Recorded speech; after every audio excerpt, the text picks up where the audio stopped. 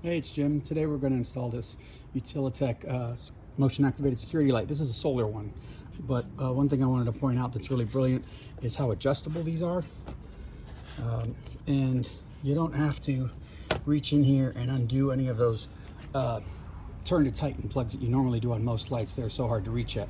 This is pretty secure and pretty snug, so it should stay where you want it. And it takes 20 minutes, so let's jump into it. This has this plate slipped in the back and catches in there, so you can take the light on and off to replace the rechargeable battery when that wears out. So what you want to do is find your location on the wall like that, and always as key just grab your little level, make sure it's perfect, there you go. And then you'll want to pre-drill those holes. Just give them a little quick zap with a thin drill bit, and that'll be good enough. One of the things you want to be careful about, especially on this, is making sure you have enough clearance to get the light off of this hook when you lift it off.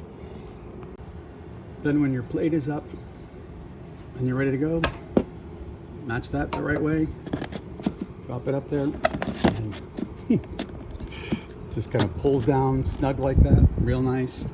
You want to aim these, and you probably want to come back around dusk and really see where those go so that you're not blinding your neighbors, and that it's got an effective range on it. The other thing is you want to turn this around, and on the timer,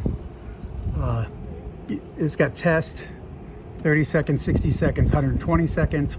You can choose a different mode, and then this is the sensitivity for what range you want. Do you want it just for the side yard, and or do you want to just get the whole driveway? When you're putting in the solar receptor, a couple things that would be really helpful. First of all, there's these 4 screws that go in. You want to pre-drill that. And if you're not familiar with pre-drilling is, basically take your screw, find a drill bit that's more narrow than your screw, and that way there's not so much wood impeding the screw going in, but at the same time you still have the sides of the screw have something to grab. That'll give you a much better fit. On this model, what would really help is if you had an extension so that you can get in there and put those screws in and not interfere too much with this back panel, because it's a little tricky.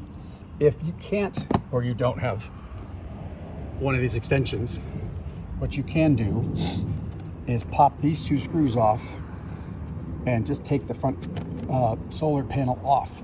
It'll pop off. You can mount your base, and then you come back and angle that up. Now, a lot of times people will think, oh, I just need to aim this at the sun. Think about the primary location of your sun during the day.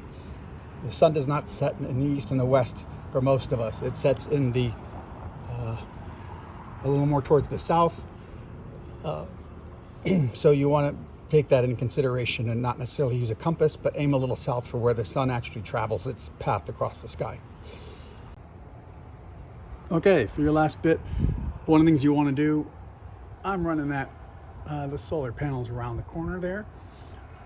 This is something you got to be real careful about, is get this measurement right so that your line's snug but not super tight and can move, because you don't want to create too much pull on it. Otherwise, as it weatherizes, the tension on it will tear the copper on the inside and create a disconnect.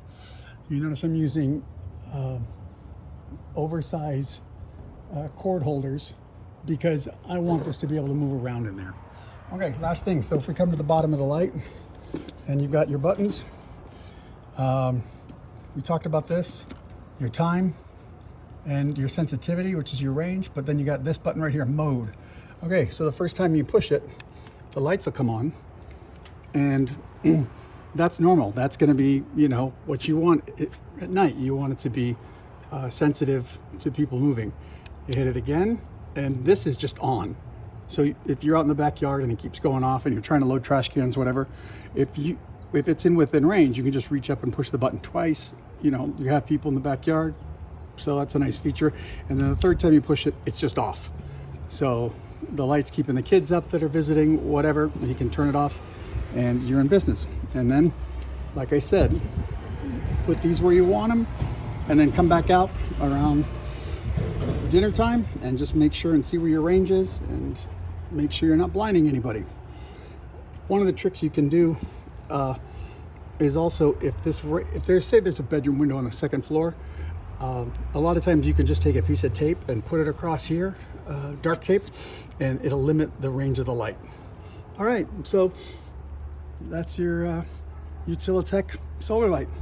Pretty cool.